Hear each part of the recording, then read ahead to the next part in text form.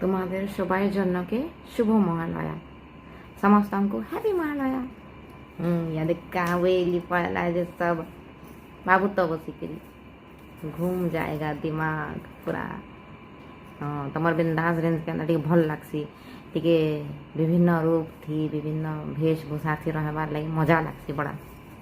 तो ये 9 दिन इहादे जेन आज ठानु माँ धरती के आइले न हेन्ता तो सब बोले थी सन आमर संगे सब भगवान माने, किंतु आज ठानु स्पेशली जेन आमर माँ जेन आइले न धरती के इहादे नहीं के गुड गर्ल आ गुड बॉय भाई टिके बिहेव करवा सीखमा टिके फ्री का ज्ञान है इच्छा लगा ना बना तो नहीं।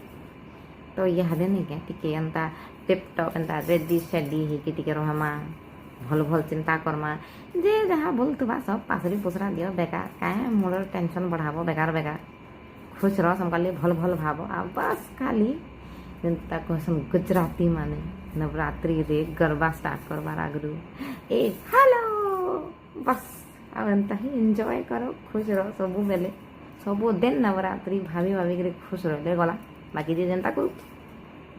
तो चलो डेली डेली भेटवाली चेष्टा करमा डेली डेली नवरात्रि सब 9टा कलर ती भेटमा टिके टिके लिए भेटमा। फिर से समस्त को शुभ महालया हैप्पी महालया और हैप्पी नवरात्रि एडवांस रे।